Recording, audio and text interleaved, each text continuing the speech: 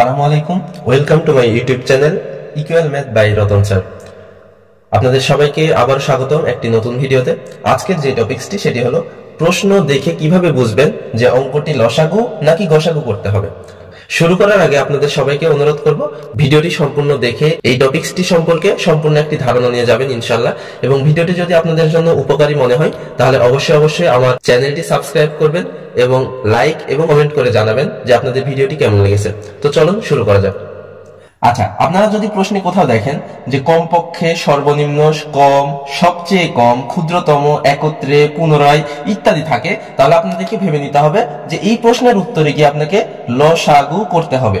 আচ্ছা, আমি আবারও বলছি, প্রশ্নের যে কোনো একটা জায়গাতে যদি কমপক্ষে, সর্বনিম্ন, কম, সবচেয়ে কম, ক্ষুদ্রতম, একত্রে, পুনরায় ইত্যাদি এগুলোর মধ্যে যে কোনো একটা যদি পান তাহলে আপনাকে লসাগু করতে হবে। এবার প্রশ্ন হলো লসাগু কাকে বলে, এবং আরো একটা প্রশ্ন আপনাদের মনে ঘুরপাক খাচ্ছে যে লসাগু কিভাবে নির্ণয় করতে হয়।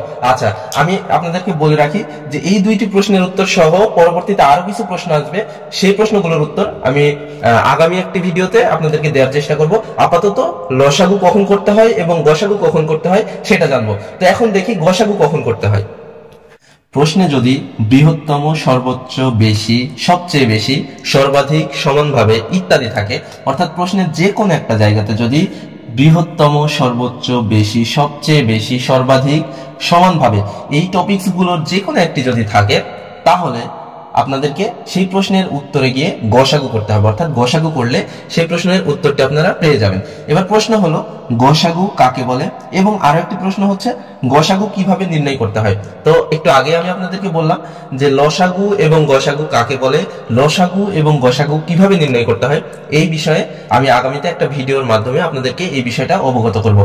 যদি আপনাদের ক্লাসটি ভালো লেগে থাকে তাহলে একটু ধৈর্য ধরে পরবর্তী ভিডিওর জন্য অপেক্ষা করুন। পরবর্তী ভিডিওতে আপনাদেরকে গসাগু এবং লসাগু কাকে বলে এবং কিভাবে নির্ণয় করতে হয় সেই সম্পর্কে সম্পূর্ণ একটা ভিডিও উপস্থাপন করার চেষ্টা করবো ইনশাআল্লাহ। তো এই বলে আজকের ভিডিওটি শেষ করলাম। আসসালামু আলাইকুম ওয়া রাহমাতুল্লাহ।